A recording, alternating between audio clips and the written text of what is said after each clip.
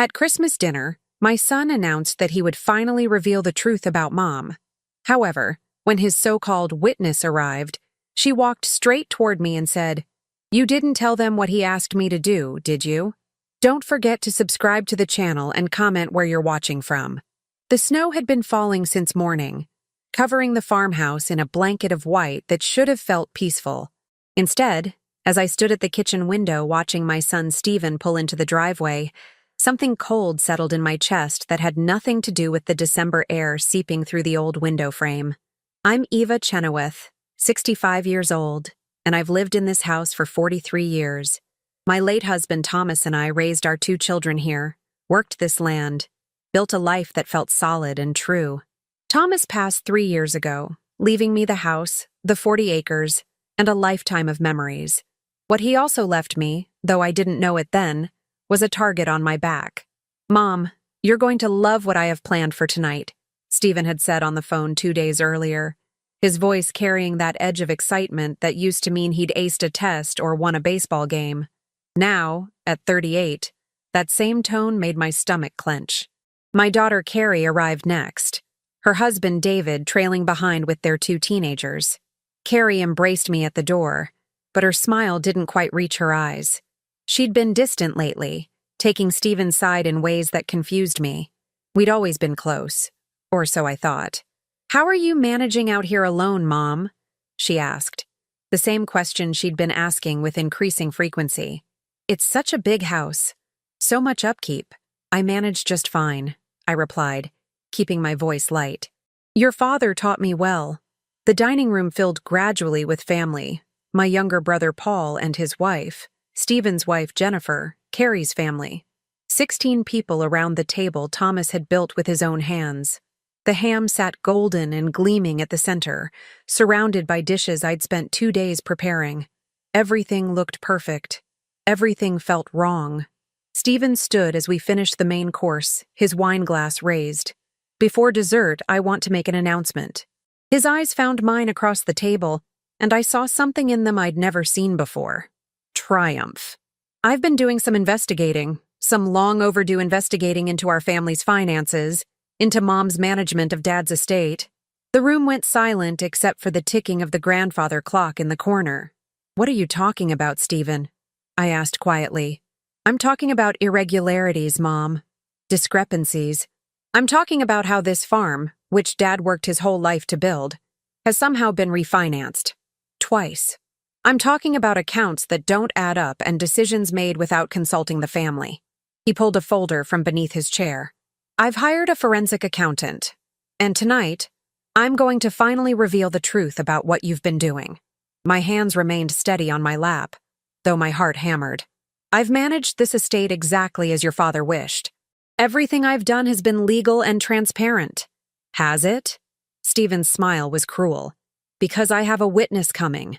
Someone who can testify to your real activities. She'll be here any minute." Carrie shifted in her seat, but said nothing. Jennifer looked at her plate. Paul started to speak, but his wife touched his arm, silencing him. I felt the walls closing in, felt the careful life I'd built threatening to crumble. But beneath the fear, something else stirred. A cold anger at being ambushed in my own home, at my own table, on Christmas Day. The doorbell rang. Stephen jumped up, his face flushed with excitement. "That'll be her now. Everyone stay seated. This won't take long." I heard voices in the hallway, Stephen's confident tones mixing with a woman's voice I didn't recognize.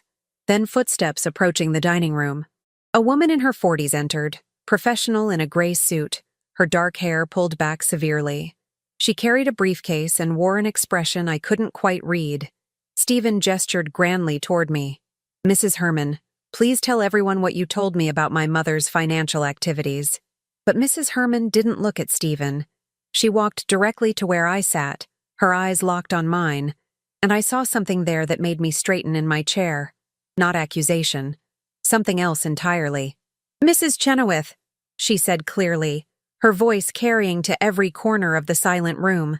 "You didn't tell them what he asked me to do, did you?" The question hung in the air like smoke. Stephen's face went from confident to confused in an instant. "What? No, you're supposed to—" he started. Mrs. Herman raised her hand, silencing him, her eyes never leaving mine. I'm Catherine Herman, and yes, your son hired me 3 months ago. He asked me to examine your financial records, to find evidence of mismanagement or fraud. She paused, and in that pause, the whole room seemed to hold its breath. But he also asked me to do something else. Something that would have destroyed you, Mrs. Chenoweth. And I think it's time everyone in this room knew exactly what kind of game has been playing out here. My chest tightened. 3 months. Stephen had been planning this for 3 months. But what exactly had he asked this woman to do? Catherine, we had an agreement. Stephen's voice had gone sharp with panic. We had nothing of the sort. She cut him off. You hired me to do a job, and I did it. What I found wasn't what you wanted, so you made me another offer. A much larger sum of money to falsify records, to create evidence where none existed. She turned to face the table, her briefcase clicking open. I recorded every conversation we had, including the one where you explicitly asked me to manufacture proof that your mother had been embezzling from your father's estate. The room exploded in voices. Carrie gasped.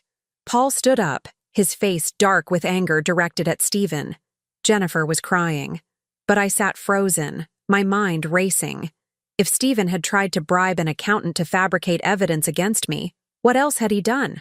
How far back did this plotting go? And more importantly, why? Mrs. Herman placed a small recording device on the table.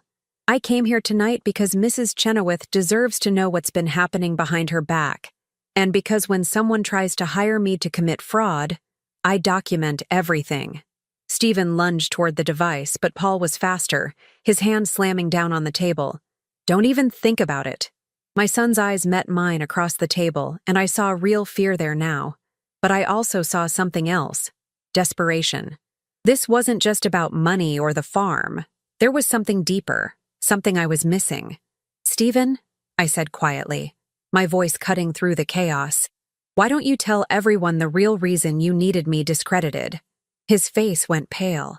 In that moment, I knew with absolute certainty that the refinancing he'd mentioned, the irregularities he'd claimed to find, those were just the surface. There was something much bigger at play here, something my son was willing to destroy his own mother to hide. The grandfather clock chimed 9 times, each note falling into the terrible silence like a stone into still water. Mrs. Herman looked at me with something like respect. Mrs. Chenoweth, you should know that during my investigation, I found some things that concerned me. Not about you. Your books are immaculate. But there were inquiries into your accounts from other sources. Legal firms. A real estate development company. All within the past 6 months. She paused. All connected in one way or another to your son. My blood ran cold. The room tilted slightly, and I gripped the edge of Thomas's handmade table to steady myself. What kind of inquiries? I asked. Before Mrs. Herman could answer, Stephen stood abruptly, his chair screeching against the hardwood floor. This is insane. You're all going to believe this woman over me? Over family?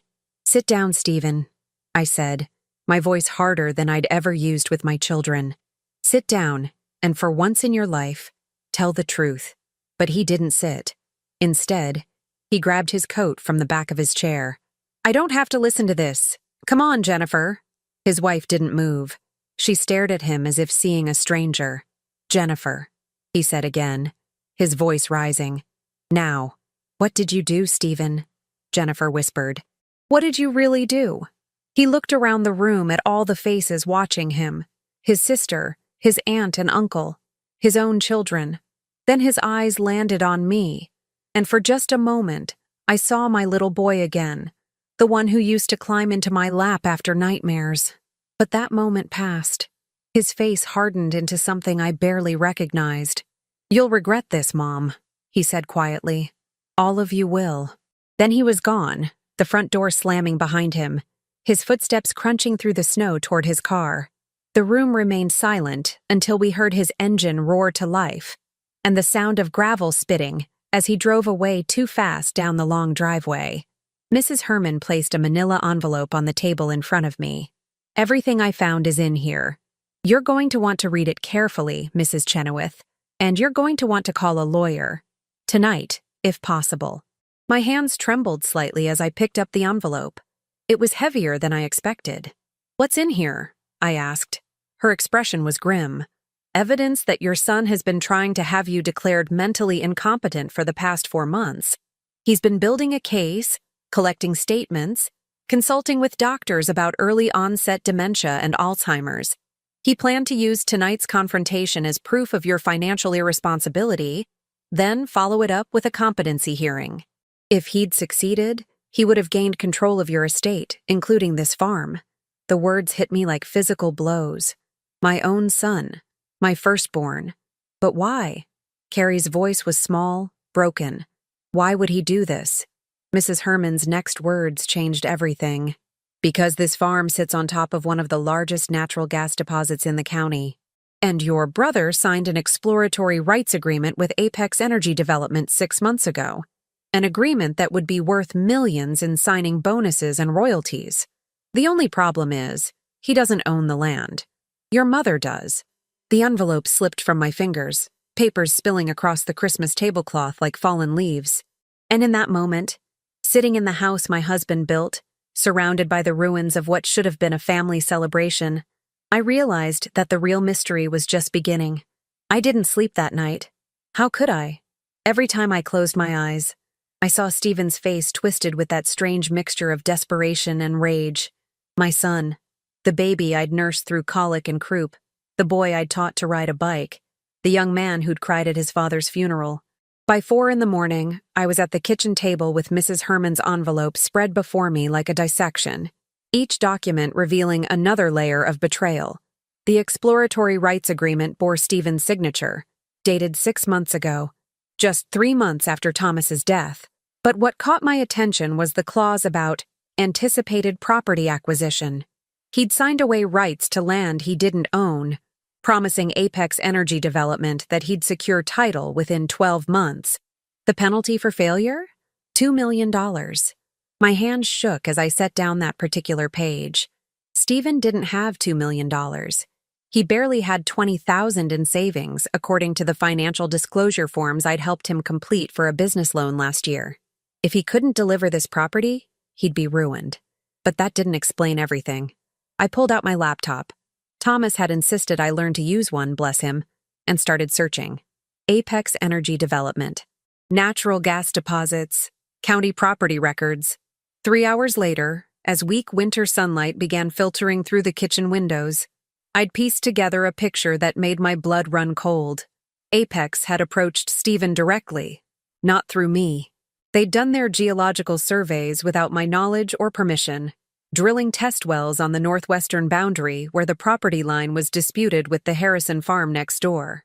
Stephen must have given them access, claiming some authority he didn't have. The doorbell rang at 7:30, making me jump. Through the window, I saw Carrie's car in the driveway. She looked terrible when I opened the door, eyes red and swollen, her usual careful makeup absent. "Mom, I'm so sorry. I should have known something was wrong." I pulled her inside, out of the cold. "Come in. There's coffee." We sat at the kitchen table, the documents still spread between us like evidence at a crime scene. Carrie picked up the Apex agreement with trembling fingers. "He told me you were confused," she said quietly, "that you'd been making poor financial decisions since Dad died. He said the farm was falling apart, that you'd taken out loans you couldn't repay.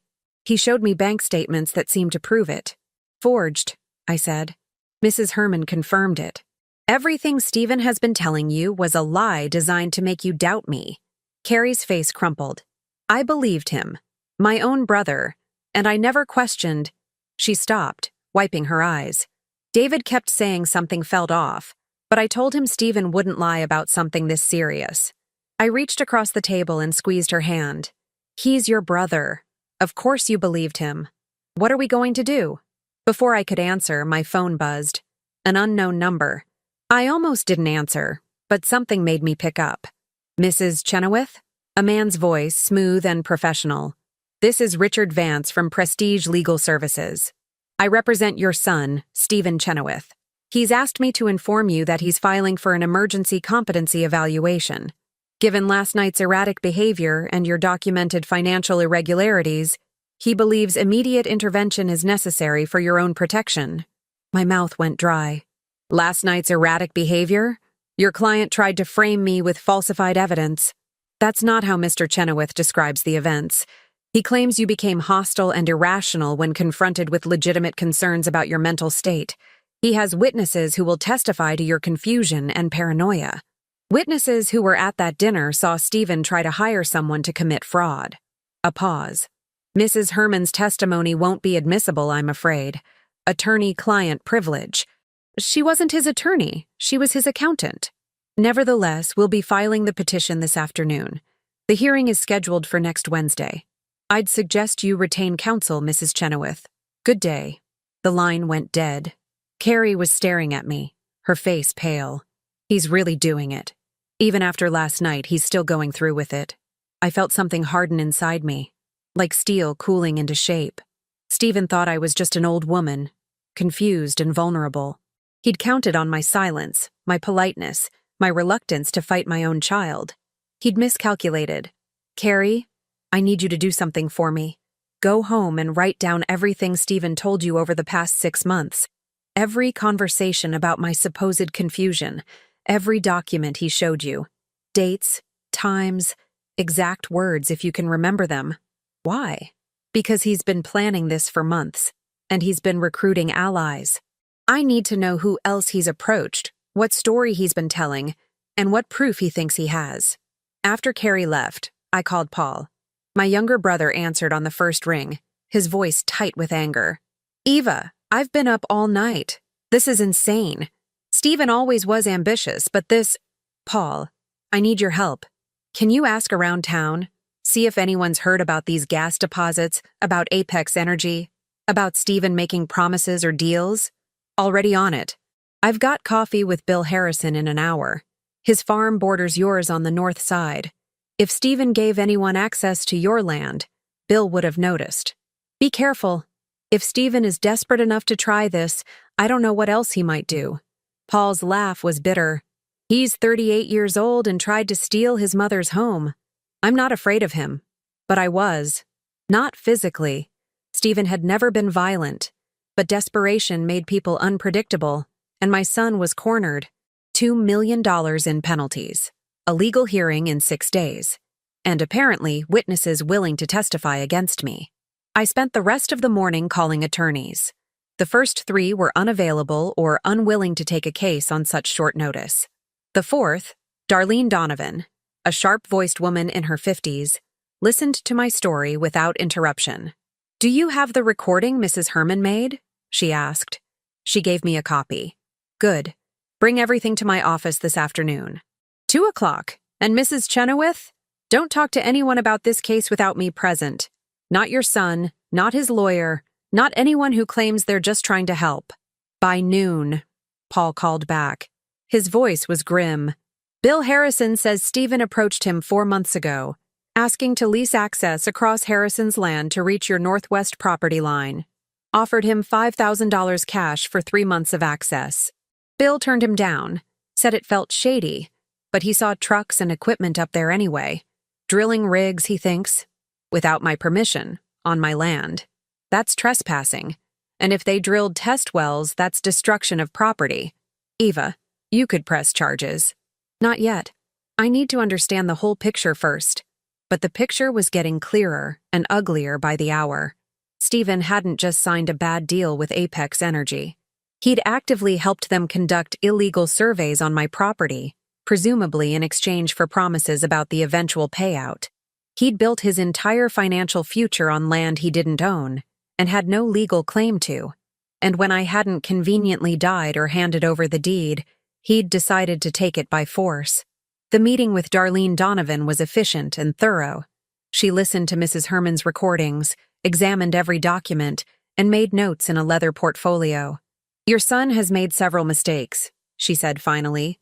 First, trying to bribe a forensic accountant who turned out to have ethics. Second, conducting the confrontation in front of witnesses who clearly support you. Third, moving forward with a competency hearing when you're obviously lucid and capable. So we can fight this? We can. But Eva, may I call you Eva? I need you to understand something. Competency hearings are ugly. They'll drag up every mistake you've made in the past 3 years. Every forgotten appointment, every bill paid late, every moment of grief or confusion after your husband died. They'll twist your mourning into dementia and your independence into incompetence. I understand. I'm not sure you do. Darlene's eyes were serious. They'll bring in doctors who've never met you to testify about age-related cognitive decline. They'll imply you're being manipulated, that your brother and daughter are taking advantage of you. They'll make you feel like you're the one on trial. I am on trial. My son is trying to declare me mentally incompetent so he can steal my home. Darlene smiled slightly. Good. Hold on to that clarity. We're going to need it. As I drove home in the gathering dusk, my phone rang again. Jennifer, Stephen's wife. Eva, please don't hang up. I'm listening. I didn't know. I swear I didn't know what he was planning. He told me the gas deposit thing was legitimate, that you'd agreed to it but were confused about the details. Her voice broke. I should have questioned it. I should have talked to you. Where's Stephen now? I don't know. He came home last night, packed a bag, and left. He won't answer my calls. Eva, I found something in his office. Papers he didn't take with him. I think you need to see them. What kind of papers? Emails. Lots of them. Between Stephen and someone at Apex Energy. They're talking about contingency plans. What to do if you wouldn't cooperate.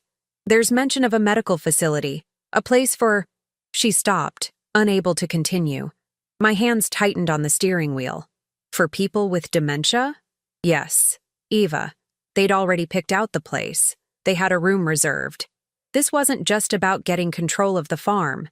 They were planning to actually commit you somewhere. The road blurred in front of me. I pulled over, breathing hard. Jennifer, I need you to photograph every page of those emails and send them to me. Then put the originals somewhere safe. Not in your house, somewhere Stephen can't find them. I'm so sorry. I should have... You're helping now. That's what matters. But as I sat in my car on the side of the country road, snow beginning to fall again, I felt the full weight of what I was facing. This wasn't just about money or property rights. Stephen had been prepared to lock me away, to steal not just my home but my freedom, my autonomy, my very life. And somewhere out there, he was planning his next move. My phone buzzed with incoming messages, the photographs Jennifer had promised. I scrolled through them, my stomach churning with each new revelation. The last email made my blood run cold. It was dated 2 days ago, sent from an Apex Energy executive named Howard Pritchett. If Wednesday's hearing doesn't go our way, we proceed to Plan B. The property is too valuable to lose over one stubborn old woman. Do what needs to be done.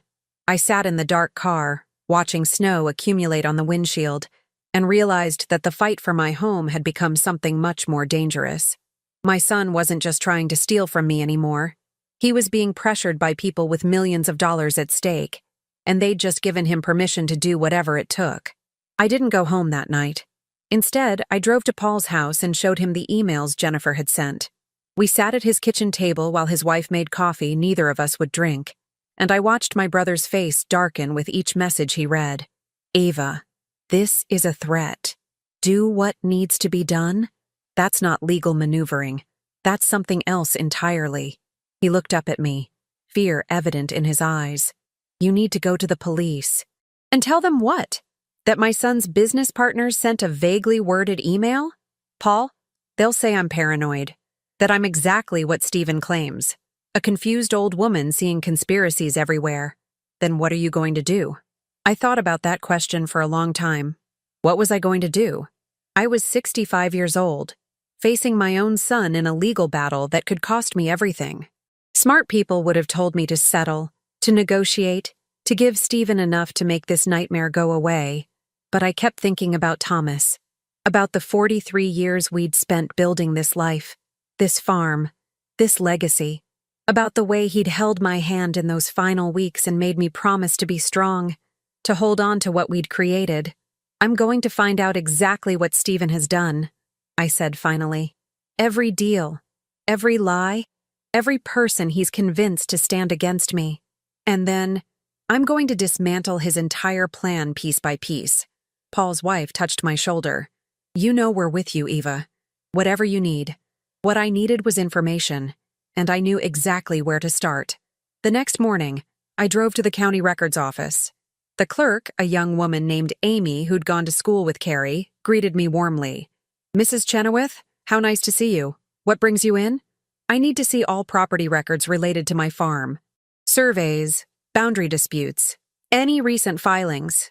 Amy's fingers flew across her computer keyboard. "Let me pull that up for you." "Oh, that's strange." "What is?" "There's a notation here that access to these records is restricted. That's unusual for property files." She frowned at her screen. "It says the restriction was placed by Stephen Chenoweth, your son?" My pulse quickened. "On what grounds?" "It says, pending legal action regarding property ownership. Mrs. Chenoweth, I'm not supposed to give you access to your own property records." I felt the trap closing around me. Stephen had been thorough. By restricting the records, he'd made it harder for me to gather evidence against him. And if I made a fuss, it would look like more proof of my supposed instability. "Amy," I said carefully, "how long has this restriction been in place?" She scrolled through the file. 2 weeks. Filed the Monday before Christmas. Before the dinner. Before the confrontation. Stephen had been cutting off my access to information, isolating me systematically. "Is there any way around this restriction?" Amy glanced toward her supervisor's office, then leaned closer. "Technically, no. But if someone else requested the records, someone with a legitimate interest in the property, I could provide them with copies. A family member, perhaps, or a lawyer." I squeezed her hand gratefully. "Thank you, Amy." Darlene Donovan had the records by noon. She called me 2 hours later, her voice tight with controlled anger. "Eva, you need to see this. I'm sending you scans right now." The documents that appeared in my email made my head spin. Property surveys showing the northwestern section of my land, the section with the gas deposits, had been surveyed 3 times in the past 8 months. Each survey was more detailed than the last, showing precise geological formations, estimated reserves, projected extraction points. But that wasn't what made Darlene angry. "Look at the signature on the property access authorization," she said. I zoomed in on the form. The signature read, "Eva Chenoweth," but it wasn't my handwriting. He forged my signature, multiple times, and used it to grant Apex Energy access to your land for geological surveys. "Eva, this is fraud. Criminal fraud. We can take this to the district attorney." "Not yet." My mind was racing. "If we go to the DA now, Stephen will claim I'm retaliating against him for trying to help me. He'll say I'm confused, that I did sign those forms and simply don't remember. We need more. More than forged documents? We need to know who else is involved. Who at Apex Energy is driving this? What other promises Stephen has made?" Darlene was silent for a moment. "You're playing a dangerous game. I'm playing the only game I can win." That afternoon, I did something I'd never done before. I hired a private investigator. His name was Raymond Torres, a former state police detective who now ran a small investigation firm out of Harrisburg. Darlene had recommended him, and within 5 minutes of meeting him, I understood why. He had the kind of quiet competence that inspired confidence. "Mrs. Chenoweth, I'll be honest with you. Cases involving family are always the hardest. People hesitate, hold back, hope for reconciliation. But from what your attorney tells me, your son is past the point of reconciliation." "I know." "Good. Then let's find out exactly what he's been doing." Raymond started with Stephen's financial records, what he could access legally: bank accounts, credit cards, property holdings. Within 24 hours, he called me with his first findings. "Your son is drowning in debt. Credit cards maxed out, 2 personal loans in default, a business loan that's about to be called. He's been living well beyond his means for at least 2 years, probably longer. How much does he owe? North of $300,000. And that's not counting the $2 million penalty from Apex if he can't deliver your property." Raymond paused. "Mrs. Chenoweth, desperate people do desperate things. You need to be very careful." But careful wasn't enough, as I discovered that evening. I'd returned home just after dark, exhausted from 2 days of investigation and preparation. The house felt cold despite the heating, empty in a way it hadn't felt even after Thomas died. I was in the kitchen making tea when I heard it, the distinctive creak of the back porch step. Someone was outside. My phone was in my purse across the room. The nearest door was the one someone was apparently trying to open. I grabbed the heaviest thing within reach, Thomas's old iron skillet, and pressed myself against the wall. The doorknob turned slowly. The lock clicked. Someone had a key. The door swung open and a figure stepped inside, silhouetted against the porch light. "Mom?" "Carrie." I nearly collapsed with relief. "For heaven's sake, you scared me half to death. What are you doing sneaking in the back door?" My daughter looked terrible, worse than she had 2 days ago. Her eyes were wild, her hair disheveled. I didn't want anyone to see my car out front. "Mom, we need to talk. Something's happened." I put the kettle on while Carrie paced my kitchen like a caged animal. "David got a call today, from Richard Vance, Stephen's lawyer. He offered David $20,000 to testify at Wednesday's hearing." My hands stilled on the teapot. "Testify about what?" "About your mental state. About times you've supposedly been confused or forgetful. David said he was supposed to describe incidents that never happened, things Vance fed him, told him to memorize." Carrie's voice broke. "He offered my husband money to lie about you in court." "What did David say?" "He told Vance to go to—" She stopped herself. He refused, angrily. "But Mom, if they approached David, how many other people did they approach? How many said yes?" The question hung between us like poison gas. How many of my friends, my neighbors, people I'd known for decades had been offered money to betray me? "There's more," Carrie said quietly. "I went to see Stephen today. I wanted to talk to him, to understand why he's doing this. I went to his house.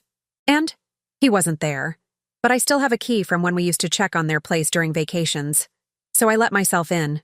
She pulled a USB drive from her pocket. "I found these files on his computer. Mom, you need to see them." We went to my office, Thomas's old office, really, and plugged the drive into my laptop.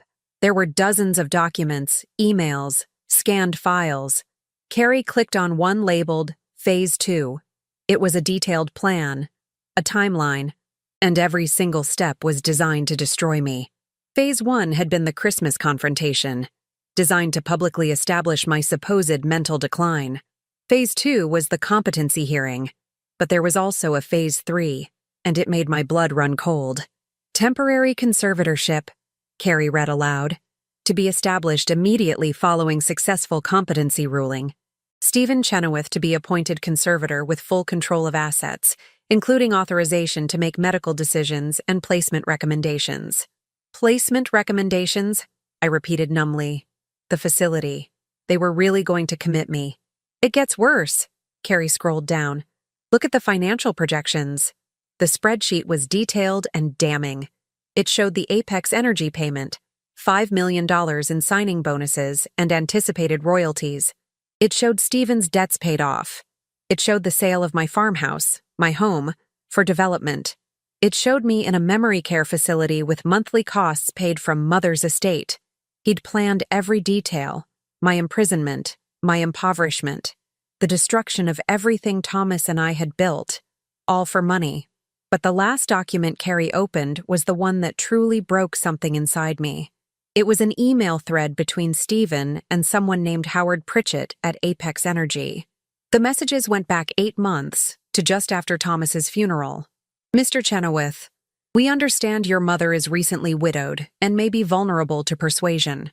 Our experience suggests that elderly women in grief often make poor decisions. If you can gain power of attorney during this period, we can move forward with the project immediately." Stephen's response: "My mother is stronger than she looks, but she trusts me. Give me 6 months." 6 months. He'd been planning this since Thomas died. Since the day we buried my husband, Stephen had been calculating how to steal from me. I felt Carrie's hand on my shoulder, but I couldn't speak, couldn't move. Another email, dated 3 months ago.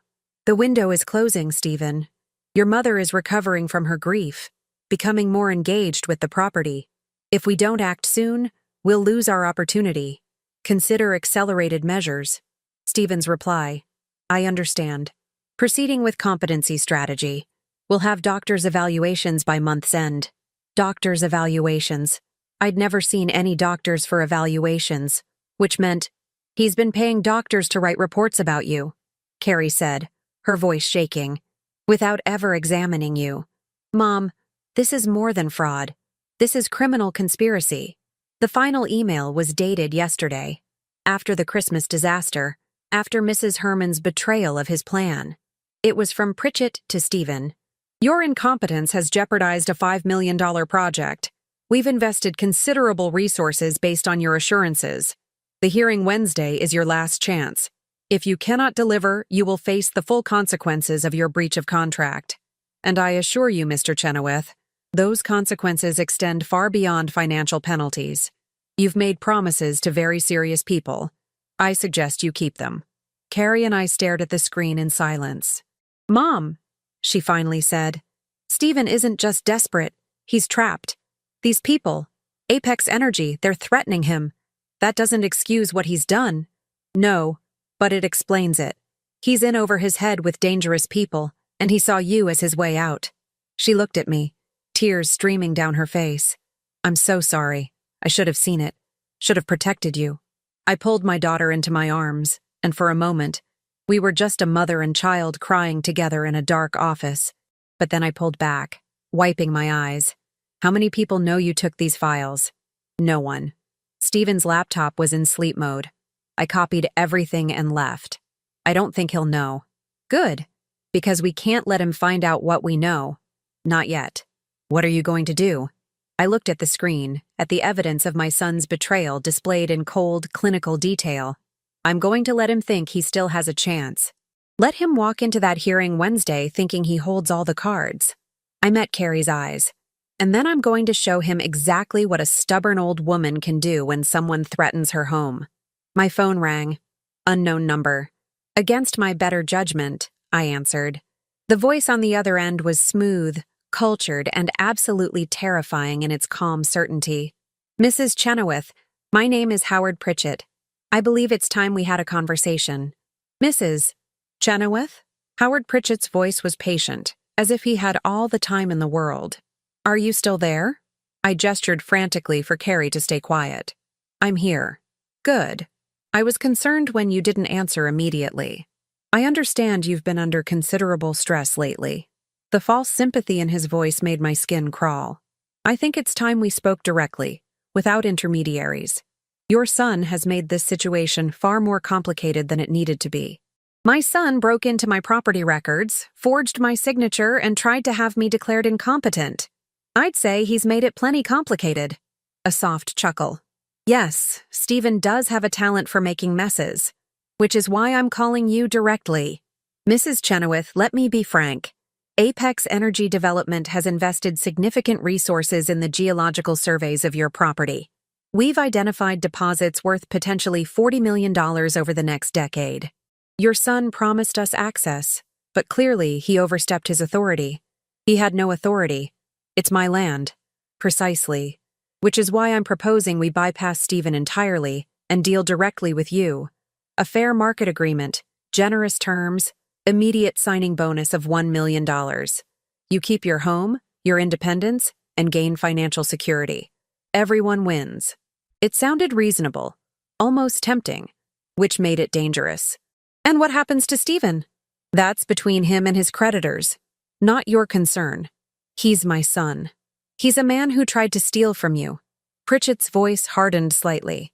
"Mrs. Chenoweth, I'm offering you a solution, but this offer expires at midnight tonight. After that, we proceed with our existing agreement with Stephen. The competency hearing moves forward, and I promise you, we have the resources to make sure it goes exactly as planned." "You're threatening me." "I'm presenting facts. We have 4 doctors prepared to testify about age-related cognitive decline in elderly women. We have witnesses who will describe incidents of confusion and poor judgment. We have financial records showing questionable decisions. And we have a very sympathetic narrative. A grieving widow manipulated by her own family in need of protection." He paused. "Do you really want to fight this, Eva? At your age?" My hands were shaking, but I kept my voice steady. "I'll think about it. You have until midnight. I'll call back for your answer." The line went dead. Carrie was staring at me, her face pale. "Mom, what are we going to do?" "We're going to find out exactly what resources Pritchett has." I called Darlene Donovan, despite the late hour. She answered immediately. "Eva, what's wrong?" I explained the call, Pritchett's offer, his threats. Darlene was silent for a long moment. "He's running scared," she said finally. "If he had a solid case, he wouldn't be offering you deals.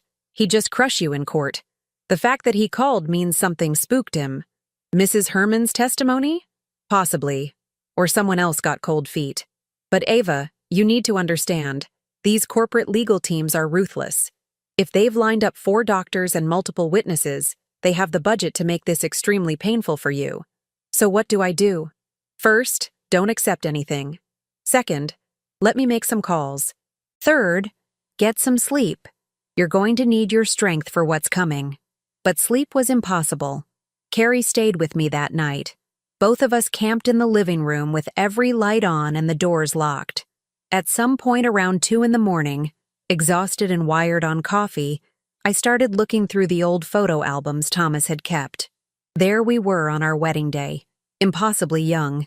There was Stephen as a baby, Carrie as a toddler, birthday parties, Christmas mornings, graduations, a lifetime of memories contained in fading photographs.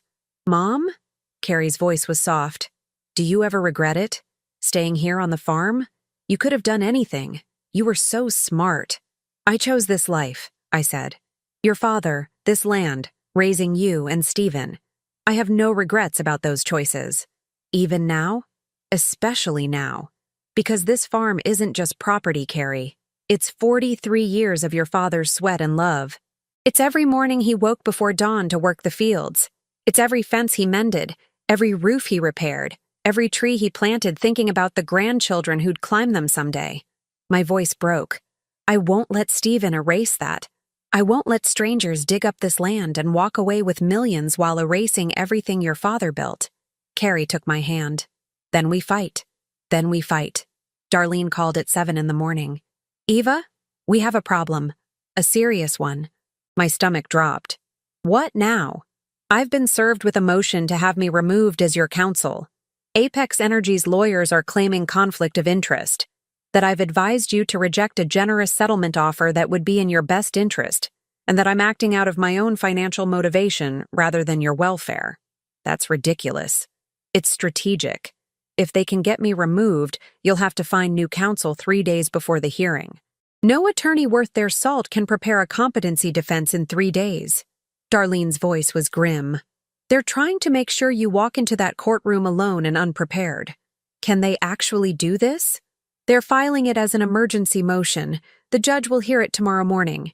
Eva, I'll fight this, but you need to prepare for the possibility that I won't be able to represent you Wednesday.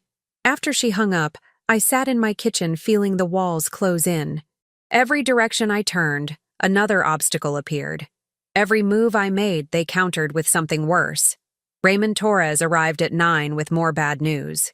"Mrs. Chenoweth, I've identified 3 of the witnesses Stephen's team has lined up, all people you know, all claiming to have observed incidents of confusion or erratic behavior over the past year. Who? Janet Miller, who works at the grocery store. She's prepared to testify that you've become forgetful about paying for items, that you've had episodes of confusion about what you came to buy." He consulted his notes. "Dr. Patricia Walsh, your regular physician, will testify about your refusal to undergo cognitive screening despite her recommendations." My head was spinning. "I never refused any screening. She never recommended one. According to the medical record Stephen's team has submitted, she did, multiple times. Those records are false. Proving that will be difficult. Medical records are considered highly credible evidence." Raymond's expression was sympathetic, but honest. "The third witness is worse. Your neighbor, Carl Adams. He claims you've been experiencing paranoid delusions, that you've accused him of trespassing and spying on you without cause." Carl Adams. I felt cold. His brother works for Apex Energy Development. I saw it on their website when I was researching the company, which explains his cooperation. "Mrs. Chenoweth, they've built a very convincing case. These aren't random strangers. They're people you interact with regularly. people who seem credible. A judge will have a hard time dismissing their testimony as lies. So what do we do? Raymond leaned forward. We find the truth behind each claim. Janet Miller, why would she testify against you? What's her motivation? Dr. Walsh, where did those false medical records come from? Carl Adams, can we prove the connection to Apex Energy? But Eva, I'm not going to lie to you. This is going to be extremely difficult. We have 2 days. After Raymond left, I did something I hadn't done since Thomas died. I walked out to the barn, the old barn he'd rebuilt 20 years ago, and just stood there in the cold morning air, breathing. Thomas used to say that land had memory, that if you stood still and quiet enough, you could feel the weight of all the lives that had touched a place. His grandfather had farmed here, his father, then Thomas himself, and I'd been the caretaker of all that history for 3 years. I thought about giving up, taking Pritchett's offer, securing the money, letting them tear up the land. At 65, wasn't I entitled to make the easy choice? But then I thought about Thomas's face in those final weeks, the way he'd gripped my hand and made me promise to be strong. And I knew I couldn't do it, couldn't surrender, couldn't let Stephen and his corporate partners win. My phone rang. Paul. Eva, turn on the news. Channel 7. Now. I ran back to the house and flipped on the television. The local news anchor was mid-sentence, raising questions about the company's practices. Sources tell us that Apex Energy Development has been the subject of multiple investigations in other states for fraudulent land acquisitions, including allegations of forgery, bribery, and intimidation of elderly property owners. The screen showed a photograph of Howard Pritchett outside a courthouse somewhere, his face hard and cold. Apex Energy was forced to pay a $6 million settlement last year in Montana after being caught forging signatures on mineral rights agreements. The company denies any wrongdoing but has faced similar allegations in Wyoming, North Dakota, and now, potentially, here in Pennsylvania. I stared at the screen, my mind racing. This changes everything, Paul said on the phone. If you can prove they have a pattern of targeting elderly women, I need to call Darlene, right now. But before I could dial, someone knocked on my front door, hard, insistent. Through the window, I saw a police car in my driveway. My heart hammered as I opened the door to find Sheriff Tom Bradley standing on my porch, his expression apologetic and uncomfortable. Mrs. Chenoweth, I'm sorry to bother you, but I need to ask you some questions. About what? About Stephen, your son. He filed a report last night claiming you've been making threatening phone calls, that you've become increasingly aggressive and paranoid. He's requesting a wellness check and psychological evaluation. The trap was springing shut. They weren't waiting for the hearing. They were moving now, using the police to establish a record of my supposed instability. Tom, you've known me for 20 years. Do I seem aggressive or paranoid to you? His face was miserable. Eva, I don't want to do this, but it's an official complaint. I have to follow protocol, and there's something else. He pulled out a document. There's also a temporary restraining order. You're not to contact Stephen or attempt to go near his residence. Violation would result in immediate arrest. He's isolating me, making it impossible for me to defend myself. I'm just doing my job. But Tom's eyes said he knew something was wrong. Eva, if you're in trouble, if someone's pressuring you or threatening you, you can tell me. That's my job too. I wanted to tell him everything. But what could Tom do against corporate lawyers and forged documents and a system designed to protect people from their elderly parents? I'm fine, Tom. But thank you. After he left, I called Darlene again. She listened to everything. The news report about Apex Energy, the police visit, the restraining order. They're escalating faster than I expected, she said. Which means we need to move faster too. Eva, I need you to write down everything you remember about Stephen's behavior over the past year. Every conversation, every visit, every request he made. Can you do that? Yes. Good. And Eva? Lock your doors. Don't open them for anyone you don't absolutely trust. These people are getting desperate. And desperate people are dangerous. I spent the rest of the day writing, remembering, documenting. The times Stephen had asked for financial information. The visits where he'd seemed more interested in my filing cabinets than in me. The subtle ways he'd questioned my memory, my judgment, my decisions. It was all there, looking back. I'd just been too trusting to see it. At 8 that evening, Carrie called. Her voice was shaking. "Mom, someone broke into our house. They took my laptop, the one with the backup files I copied from Stephen's computer. They went straight to my office, didn't touch anything else. Just took the laptop and left." My blood ran cold. "Did you call the police?" "They just left. Said it looks like a professional job. No signs of forced entry, no prints, nothing missing but the laptop." She paused. "Mom, how did they know? How did they know I had those files?" "I don't know. But Carrie, you need to be very careful. These people are—" My words were cut off by the sound of breaking glass. Someone had thrown a rock through my kitchen window. Taped to it was a note in cut-out magazine letters, like something from a bad movie. "Accept the offer or face the consequences."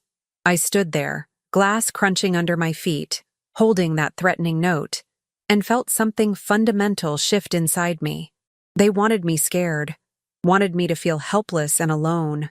But standing there in my broken kitchen, in the house Thomas and I had made our home, I felt something else entirely. Rage. Cold, clear, focused rage. I picked up my phone and called Howard Pritchett's number. He answered on the first ring. "Mrs. Chenoweth, I was expecting your call earlier. I have an answer to your offer," I said, my voice steady and cold. "And the answer is no. I will never sign over my land to you or anyone else. And if you or your people come near my family or my property again, I will make it my life's mission to expose everything you've done. Every forged signature, every bribed witness, every threat. Do you understand me?" Silence. Then quietly, "You're making a terrible mistake." "No, Mr. Pritchett. You made the mistake when you tried to steal from me. See you in court." I hung up and stood there, shaking but triumphant.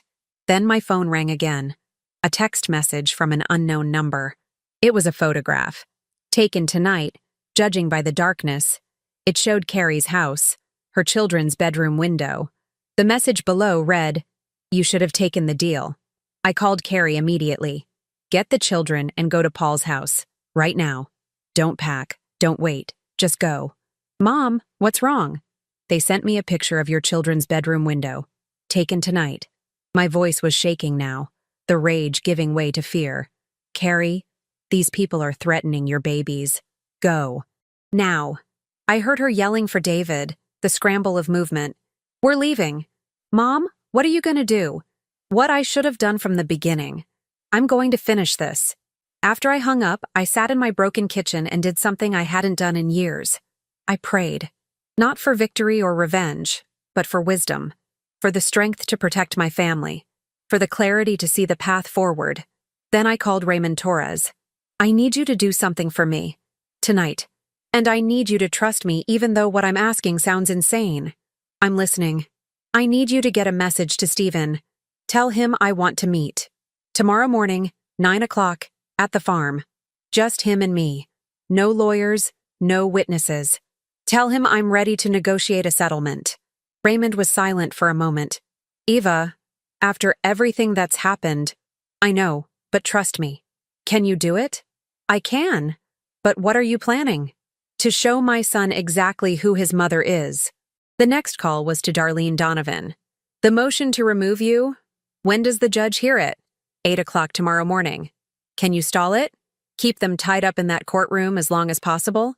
"Probably. But Eva, what are you thinking?" "I'm thinking that while they're focused on removing you as my attorney, they won't be watching what I'm doing." "Darlene, do you trust me?"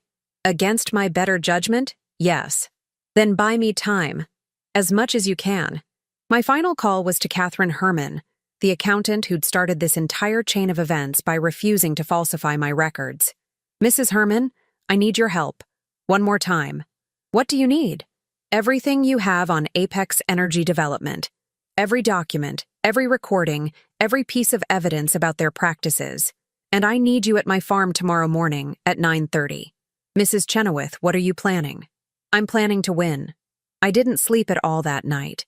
Instead, I worked. I gathered every document, every photograph, every piece of evidence I'd collected over the past week. I organized them into folders, labeled and indexed. Thomas had taught me to be meticulous, and tonight, that training would save me. But I also did something else. Something Thomas had shown me years ago, when we'd first bought the farm and discovered the old recording system the previous owners had installed in the barn for monitoring livestock. The system still worked, and it covered more than just the barn. At 8:15 the next morning, my phone rang. Darlene. "They're stalling the motion," she said. Apex Energy's lawyers showed up with a stack of new filings. The judge is furious but has to hear them. I can probably keep this going until 11, maybe noon. That's perfect. Thank you, Darlene. At 8:45, Raymond called. Stephen took the bait. He's on his way. Eva, please be careful. He's desperate and probably cornered. I know. That's what I'm counting on. At exactly 9 o'clock, Stephen's car pulled into the driveway. I watched from the kitchen window as my son climbed out, his face haggard and drawn. He'd aged 10 years in a week. I opened the door before he could knock. Mom, his voice cracked. I didn't think you'd really agree to meet. Come in, Stephen. Let's talk. We sat at the kitchen table, the same table where he'd tried to destroy me just a week ago. He wouldn't meet my eyes. I know you're angry, he started. I know I've made mistakes. Mistakes? I kept my voice calm. Stephen, you tried to have me declared incompetent. You forged my signature. You conspired with criminals to steal my home. Those aren't mistakes. Those are crimes. I was desperate. You don't understand the pressure I was under, the debts, the threats from Apex. Oh, I understand perfectly. You got in over your head with bad people, and instead of asking your family for help, you decided to sacrifice me to save yourself. I leaned forward. But here's what you don't understand, Stephen. I know everything. Every forged document, every bribed witness, every threat. I know about the Montana lawsuit, the Wyoming investigation, the pattern of fraud. I know Pritchett has been threatening you. I know about the $2 million penalty. I know everything. His face went white. How? Because I'm not the confused old woman you thought I was. I'm your mother, and I taught you better than this. Stephen put his head in his hands. For a moment, he was 5 years old again, caught in a lie about a broken window. What do you want from me? He whispered. The truth. All of it. Every detail of your agreement with Apex Energy. Every person who's been paid to testify against me. Everything Pritchett has threatened you with. I want it all, Stephen. And I want it now. I can't. They'll destroy me. The penalty clause alone. They're going to destroy you anyway. Don't you see that? Once they get my land, you're worthless to them. They'll take everything and leave you to drown in debt. I reached across the table and took his hand. But if you tell me the truth, right now, I can help you. Not by giving you my land, but by helping you find a way out that doesn't involve sacrificing your mother. He looked at me then, really looked at me, and I saw the moment he broke. I'm sorry, he sobbed. I'm so sorry, Mom. I never meant for it to go this far. It started so small, just a meeting with Pritchett about the mineral rights. He made it sound so simple, so legal, but then he wanted more, and I'd already taken money from him. And then there were contracts and threats, and I didn't know how to stop it. Tell me everything, I said gently. Start from the beginning. And he did. For the next 20 minutes, Stephen told me everything. The initial meeting with Pritchett 3 weeks after Thomas's funeral, the geological reports showing the gas deposits, the offer of easy money that quickly turned into demands and threats, the forged documents he'd signed thinking they were just formalities. The moment he realized he'd gotten himself into something criminal but felt too trapped to escape. They threatened Jennifer, he said finally, last week. They said if I didn't deliver the property by the end of the year, they'd make sure she was implicated in the fraud, that she could lose her nursing license, go to prison. I couldn't let that happen to her. So you decided to let it happen to me instead? He flinched. I thought I could control it. I thought if I could just get power of attorney, I could sign the deal and then, I don't know, make it up to you somehow. Give you part of the money. I wasn't thinking straight. No. You weren't. I stood up. But we're going to fix this. Stay here. I walked to my office and returned with a document and a pen. This is a full confession. Everything you just told me, written down. You're going to sign it. Mom, I can't. If this gets out, it's already out, Stephen. The district attorney received an anonymous package last week containing evidence of Apex Energy's fraudulent practices in Pennsylvania, including forged documents bearing my signature. They're opening a criminal investigation as we speak. His face went gray. You sent them evidence against me? I sent them evidence against Apex Energy. Whether you're charged depends entirely on what you do in the next 5 minutes. I pushed the confession toward him. Sign this, and you become a witness against them instead of a co-conspirator. Refuse, and you go down with them. His hand trembled as he picked up the pen. There's something else you should know, I said quietly. This entire conversation has been recorded, audio and video. The system covers this whole room. Stephen's eyes went wide. He looked up at the corners of the ceiling, searching for cameras he'd never noticed in his childhood home. Why? He whispered. Because I needed the truth, and I knew you'd never give it to me in front of lawyers or in a courtroom. But here, just the two of us, you'd tell me everything. I sat back down, and now I have it. Every confession, every detail, every admission of what Apex Energy made you do. Sign the confession, Stephen, or that recording goes straight to Pritchett, and he'll know you've betrayed him. It was a bluff. I'd never send evidence to criminals. But Stephen didn't know that. He signed. At 9:30 exactly, Catherine Herman arrived. I'd asked her to come late deliberately after Stephen's confession. She brought with her something I hadn't expected. FBI agents. Mrs. Chenoweth, one of them said, showing his badge. I'm Special Agent David Park. We've been investigating Apex Energy development for interstate fraud for 6 months. Mrs. Herman contacted us when she realized the scope of what they were trying to do here. I handed him Stephen's signed confession. I believe this will help your investigation. Agent Park read it quickly, his expression hardening. Mr. Chenoweth, we're going to need you to come with us. We have a lot to discuss. Stephen looked at me, terrified. Mom, tell them everything, I said firmly. The whole truth. It's your only way out of this.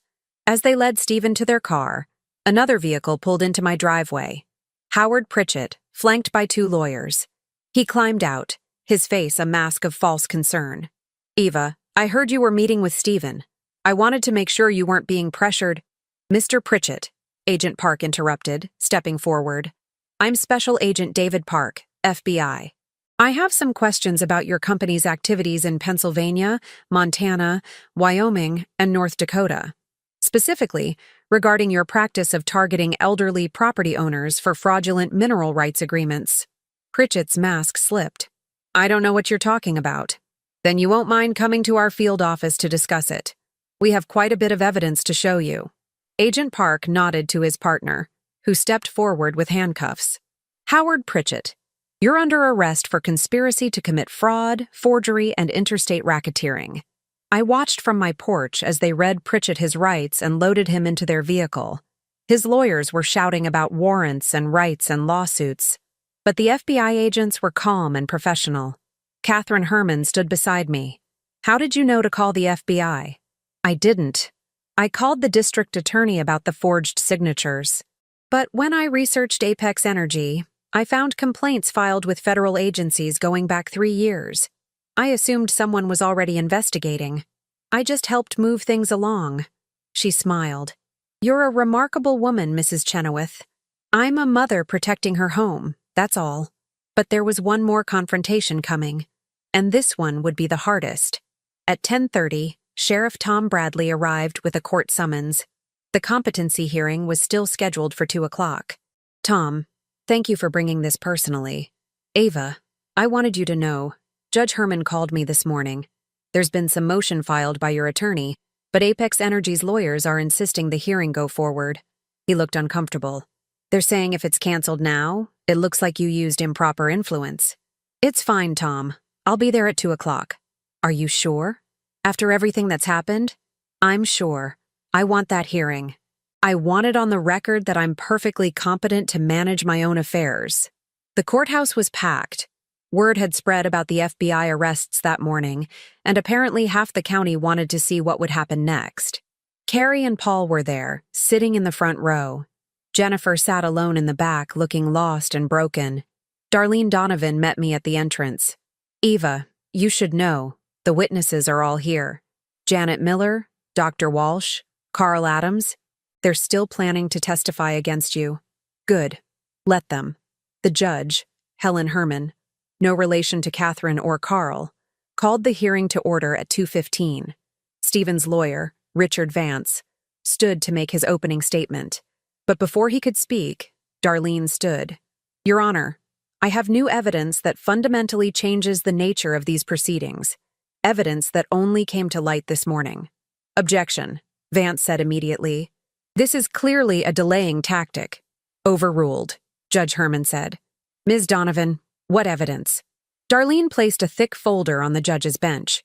Signed confession from Stephen Chenoweth, admitting that he conspired with Apex Energy Development to fabricate evidence of his mother's incompetence. Recordings of conversations where corporate executives discussed strategies for forcing elderly property owners to sign over mineral rights. And testimony from FBI agents who arrested Howard Pritchett this morning for fraud and racketeering. The courtroom erupted. Vance was shouting objections. People in the gallery were talking over each other. Judge Herman's gavel came down hard. "Order! Everyone sit down and be quiet." When the room finally settled, the judge looked at me. "Mrs. Chenoweth, would you like to address the court?" I stood slowly, feeling every one of my 65 years. But I also felt strong, clear, certain. "Your Honor, for the past week, my son has tried to convince this community that I'm incompetent, that I'm confused, forgetful, unable to manage my own affairs. He brought witnesses here today to testify to my supposed mental decline." I looked at Janet Miller, at Dr. Walsh, at Carl Adams, and maybe some of them even believe what they're going to say. Maybe I did seem confused sometimes at the grocery store, because I was preoccupied with discovering that my own son had forged my signature on legal documents. Maybe I did refuse cognitive screening, because I was never offered one. And maybe I did seem paranoid about my neighbor, because he was spying on me for a corporation trying to steal my land. I turned back to the judge. "I'm 65 years old. I've lived on my farm for 43 years. I raised 2 children, managed household finances, maintained property, and cared for my dying husband. I'm not perfect. I forget things sometimes. I make mistakes. But I'm not incompetent. I'm just old." And apparently, in my son's eyes, that was reason enough to try to take everything from me. The courtroom was absolutely silent. "Your Honor," Darlene said, "we request that this petition be dismissed immediately. Furthermore, we're filing a restraining order against Stephen Chenoweth and Apex Energy Development, prohibiting any further contact with Mrs. Chenoweth or attempts to access her property." Judge Herman looked at Richard Vance. "Counselor, do you wish to proceed with your case?" Vance looked at the confession in the judge's hands, at the FBI evidence, at the sea of hostile faces in the courtroom. "No, Your Honor. We withdraw the petition." "So ordered. Case dismissed." The gavel came down. "Mrs. Chenoweth, I'm sorry you had to go through this. The court finds no evidence whatsoever of incompetence or diminished capacity." As people filed out of the courtroom, Janet Miller approached me, her face red with embarrassment. "Mrs. Chenoweth, I'm so sorry.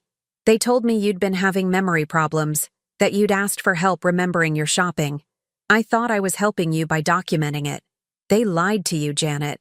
Like they lied to everyone." Dr. Walsh was next. "Eva, I never wrote those reports they submitted. Someone forged my signature on false medical records.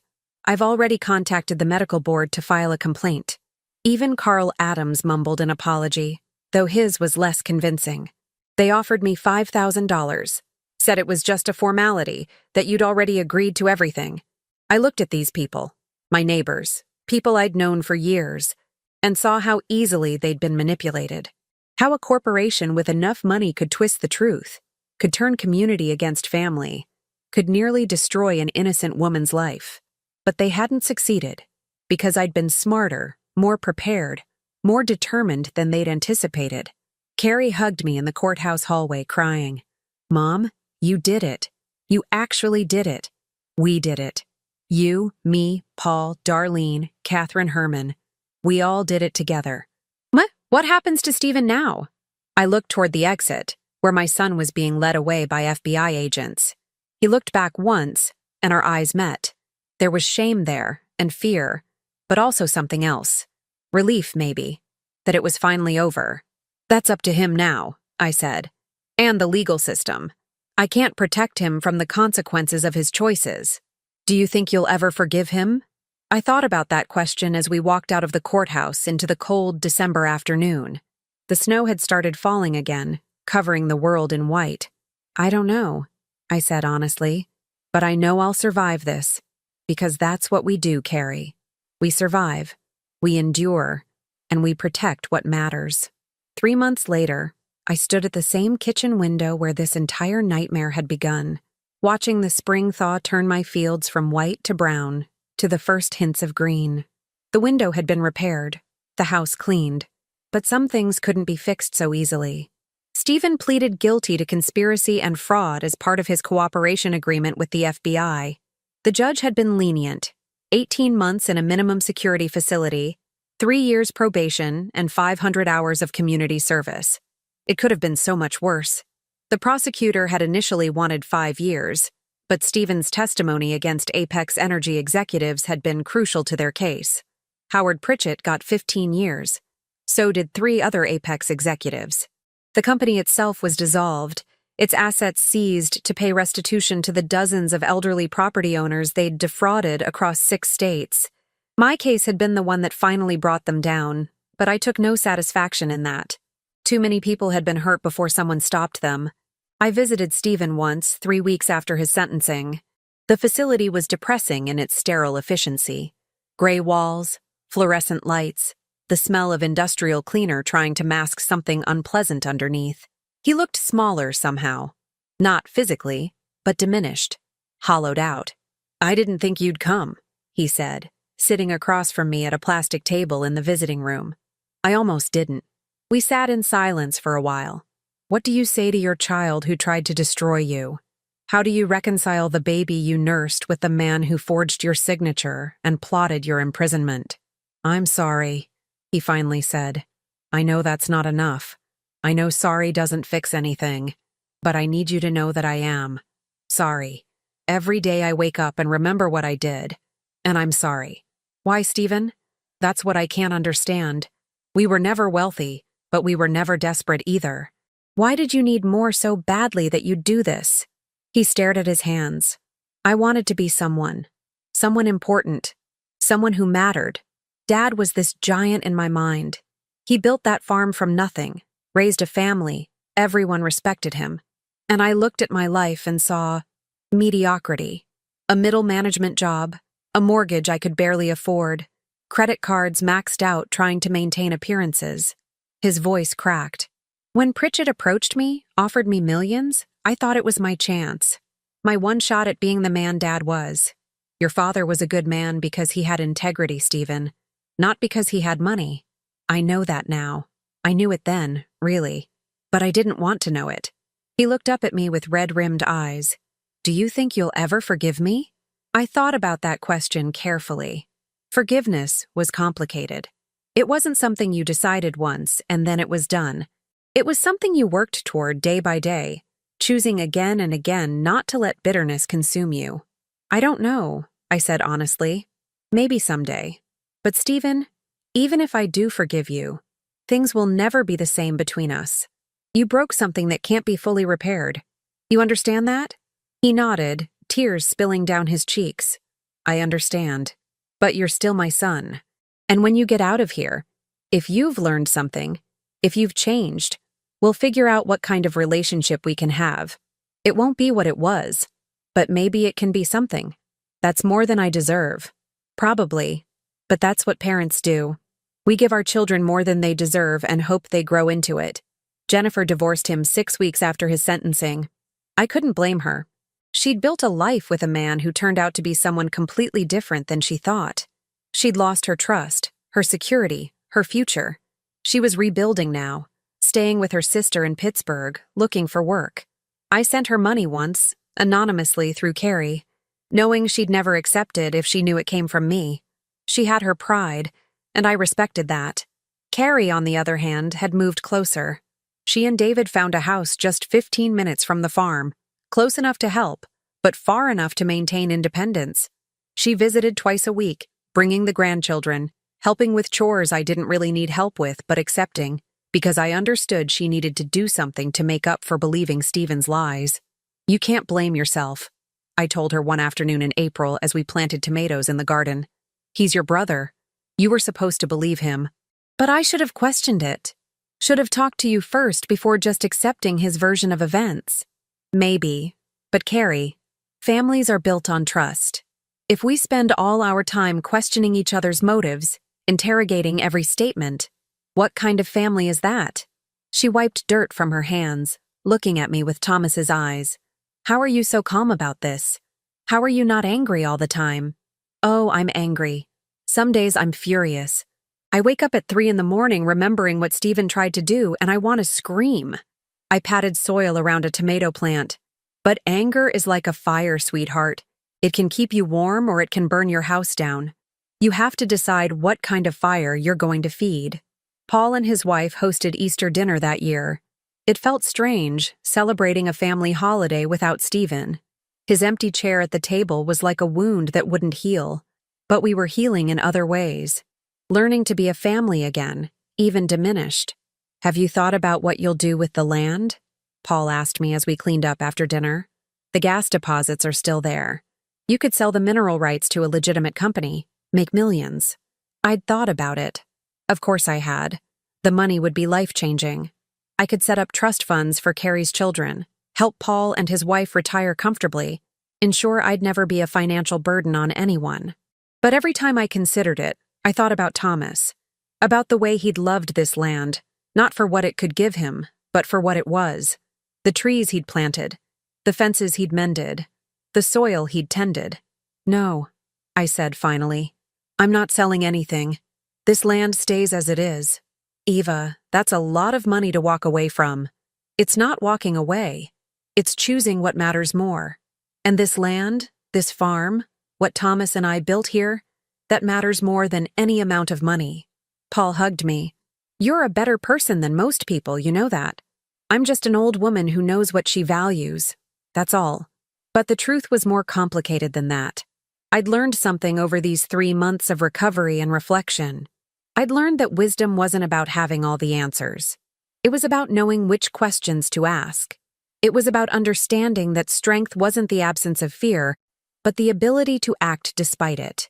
I'd learned that at 65, I was still learning. The farm changed in small ways that spring. I hired help for the heavier work, a young couple named Miguel and Sarah who'd recently moved to the area and needed both income and a place to stay. They moved into the old foreman's cottage that Thomas had always meant to renovate, and in exchange for rent, Miguel maintained the property while Sarah helped with administrative work. It was good to have young voices in the house again, to hear laughter and music drifting across the yard, to remember that life continued, that new generations built on the foundations the old ones laid.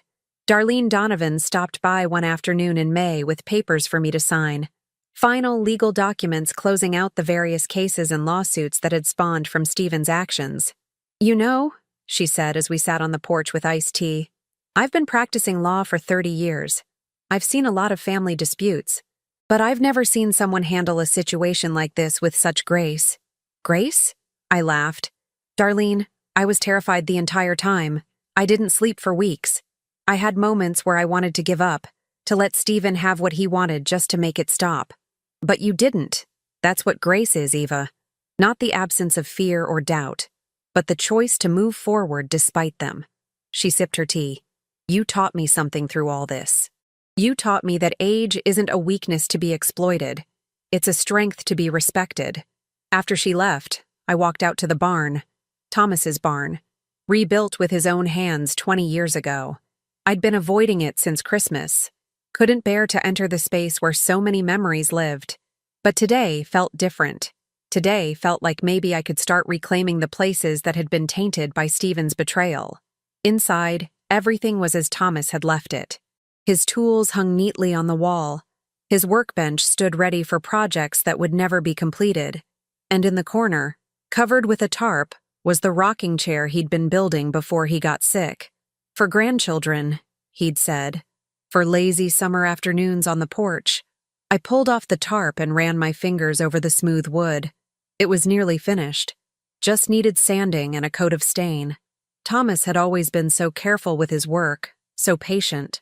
He'd tried to teach that patience to Stephen, but our son had always been too eager, too impulsive, wanting results without putting in the time. I decided then that I'd finish the chair, maybe not with Thomas's skill, but with the same care and patience he'd have used. And when it was done, I'd put it on the porch and rock Carrie's babies in it, and maybe someday Stephen's children too, if there were ever any. Because that's what we do. We take broken things and we mend them. We take darkness and we find light. We take betrayal and we slowly, painfully, build back toward trust. June brought Raymond Torres back to the farm. He'd finished his investigation and compiled a final report, though most of it had already been submitted to various law enforcement agencies. I wanted to deliver this in person, he said, handing me a bound document. And I wanted to tell you that in 20 years of investigation work, I've never met anyone quite like you, Mrs. Chenoweth. Is that a compliment or a complaint? He smiled. Definitely a compliment. Most people in your situation would have crumbled.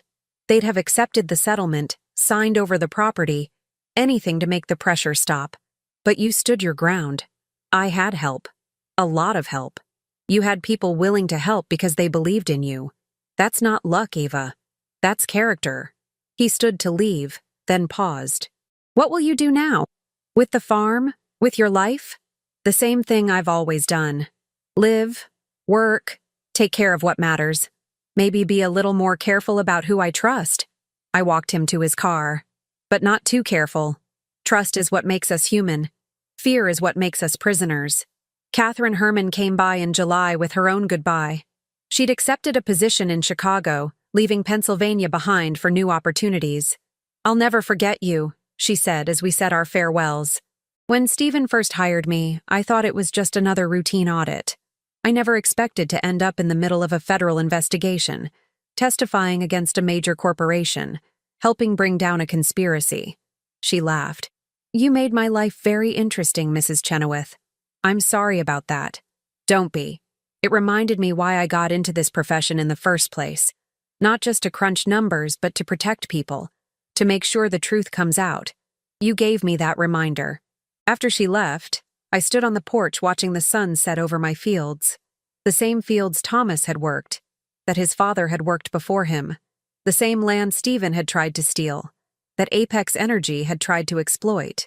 But it was still here, still mine, still whole. Carrie found me there an hour later, as the first stars began appearing in the darkening sky. Mom? You okay? I'm fine. Just thinking. About what? About how lucky I am. Not because I won, or because Stephen is in prison, or because we stopped Apex Energy, but because I'm still here, still standing in front of this house, looking at this land, surrounded by people who love me. I put my arm around my daughter. That's what winning really looks like, Carrie. Not defeating your enemies, just surviving long enough to appreciate what you have. You're going to make me cry. Good. Crying means you're feeling something, and feeling something means you're alive. We stood together in the gathering darkness, mother and daughter, two women who'd survived betrayal and come out stronger for it. Inside the house, I'd framed the first photograph ever taken of this property. Thomas and me, impossibly young, standing in front of a rundown farmhouse that needed everything. We'd been 22 and 20 years old, newly married, with nothing but love and hope and determination. The house behind us in that photograph was barely recognizable now. We'd rebuilt it, renovated it, made it into something beautiful, just as we'd built our life together, piece by piece, choice by choice, day by day. And now I would continue that work alone. Not because I wanted to, but because that's what life demanded. You kept building, kept growing, kept moving forward. You didn't have a choice about the challenges that came. You only had a choice about how you faced them. At 65, I'd learned something profound. Wisdom wasn't about having lived a long time. It was about paying attention while you lived. It was about learning from mistakes, yours and others. It was about understanding that strength came in many forms, and the quietest forms were often the most powerful. Stephen had believed that age made me weak, vulnerable, easy to manipulate. He'd seen my gray hair and slower pace and assumed I was diminished. But he'd forgotten that I'd lived 65 years of joy and sorrow, triumph and failure, learning and growing. He'd forgotten that those years had taught me things he couldn't begin to understand about patience, strategy, and the long game. He'd underestimated me because I was old, and that had been his greatest mistake. As autumn approached and the fields turned gold, I found myself thinking about Thomas more, missing him less painfully, but more deeply, if that made sense. The sharp grief had faded into something gentler, a constant presence, like background music you stopped noticing but would miss if it disappeared. I finished his rocking chair in September, stained it the honey oak color he'd preferred, added a cushion Carrie sewed from fabric that matched the porch curtains, and on the first cool evening of fall, I sat in it with a blanket over my lap and rocked slowly, remembering. The farm would endure. Maybe Carrie would take it over someday, or maybe one of her children would develop a love for this land. Maybe it would eventually pass to strangers who'd never know the love and sweat and tears that had built it. But for now, it was mine. My responsibility, my burden, my joy. And I would protect it. Not with lawyers or lawsuits or clever strategies, though I'd learned I was capable of those things when necessary. I would protect it by living on it, by tending it, by being the kind of person Thomas had believed I was, strong enough to face whatever came, wise enough to know when to fight and when to let go, loving enough to forgive even the deepest betrayals. That was the final lesson, really, the one that had taken me 65 years and almost losing everything to learn. Real strength wasn't about winning. It was about enduring, about standing up after being knocked down, about choosing hope over bitterness, love over hate, wisdom over revenge. Stephen would get out of prison in a year or so, and when he did, I'd be here. Not waiting for him exactly, but not closing the door completely either, because he was still my son, despite everything, and because I'd learned that the capacity to forgive was its own kind of strength. The rocking chair creaked gently as I moved, a sound that would become familiar over the coming years, a sound of peace, of contentment, of a life well lived and hard won. I was 65 years old, an old woman, by most measures, but I'd never felt more powerful, more certain, more alive, because I'd learned the truth that young people didn't understand, that Stephen had failed to see. Age wasn't weakness, experience wasn't obsolescence, and a stubborn old woman with wisdom, patience, and nothing left to lose was the most dangerous opponent anyone could face. The sun set over my farm, painting the sky in shades of gold and crimson. Tomorrow would bring new challenges, new joys, new moments to navigate, but tonight, I simply rocked in Thomas's chair, wrapped in a blanket against the autumn chill, and felt grateful. For survival, for family, for home, for the wisdom to know that I'd won not by destroying my enemies, but by refusing to let them destroy me. And that, in the end, was the only victory that truly mattered. Now tell me, what would you have done if you were in my place? Let me know in the comments. Thank you for watching, and don't forget to check out the video on your screen right now. I'm sure it will surprise you.